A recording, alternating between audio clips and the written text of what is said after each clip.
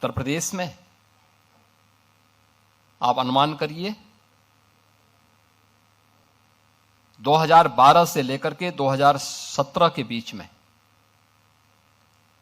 900 से अधिक दंगे हुए थे।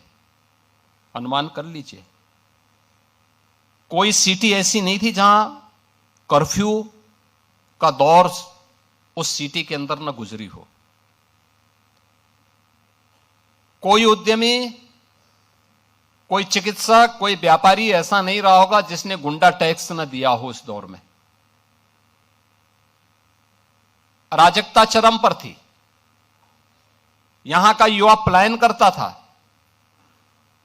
सरकार के पास कोई पॉलिसी नहीं थी। परिणाम क्या था? जब सुरक्षा नहीं होगी, जो पहले से उद्यम थे वह भी यहां से प्लान कर रहे थे। जैसे तैसे वे भागने के लिए मजबूर थे। यहां पे सब जुनेजा जी अपनी बात को कह रहे थे, ये उनकी अपनी पीड़ा थी, जहां उनका बचपन बीता। उस धरती को छोड़ना उनके लिए अत्यंत कठिन रहा होगा, लेकिन उनकी मजबूरी थी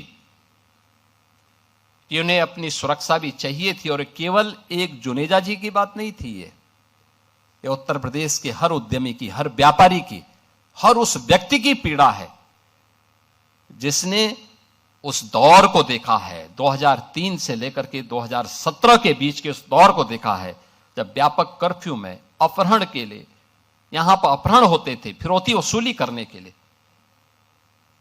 और उन स्थितियों में जब आदरणीय प्रधानमंत्री जी ने और हमारी पार्टी ने दायित्व मुझे उपलब्ध दिया था, तो हमें इस चुनौती का सामना भी करना था और हर एक नागरिक के मन में एक विश्वास भी पैदा करना था।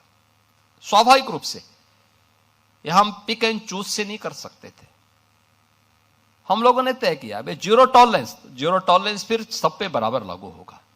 अगर अपना व्यक्ति भी गलत करेगा तो उसके लिए भी वही कानून लागू होगा जो एक माफिया और अपराधी के लिए लागू होगा। कोई अपना पराया नहीं होगा। और हम लोगों ने इस मामले में जब कार्रवाई प्रारंभ की, प्रयास तो किया कि कानून के दायरे में रह करके करें, लेकिन बहुत बार होता है, आप भी इस बात को समझते होंगे, भाई अगर सामने वाला व्यक्ति कानून से भयभीत नहीं है तो फिर उसको कानून के दायरे में ला करके कानून की भाषा समझाना तो फिर तात्कालिक परिस्थिति हो जाती है। बहुत बार लोग टिप्पणी करते हैं कि पुलिस ने गोली क्यों मार दी। अगर पुलिस गोली ना मारी तो क्या पुलिस गोली खाए?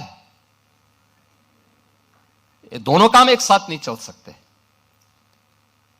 अगर उस अपराधी को गोली चलाने की स्वतंत्रता है तो पुलिस के पास भी हमने इसलिए पिस्तौल दी है कि वह भी उसके सामने उसका मुकाबला करे। उसका प्रशिक्षण इसी बात को लेकर के हो रखा है और उसको जिस भाषा में समझे उस भाषा में उसको समझाने का काम करे। और उस भाषा में जब समझाया गया, आपने देखा होगा पिछले 9 वर्ष में बड़े बड़े पर्व और त्योहार हो रहे हैं, सारे सकुशल संपन्न हो रहे हैं। कहीं कोई शांति भंग की बात नहीं करता है, कहीं कोई अराजकता की बात नहीं करता है, कहीं कोई फिरौती की बात नहीं करता है, कहीं कोई दंगा नहीं है, कोई फसाद नहीं है, कोई गुंडा टैक्स नहीं है। आज कहीं भी इस प्रकार की स्थिति नहीं है।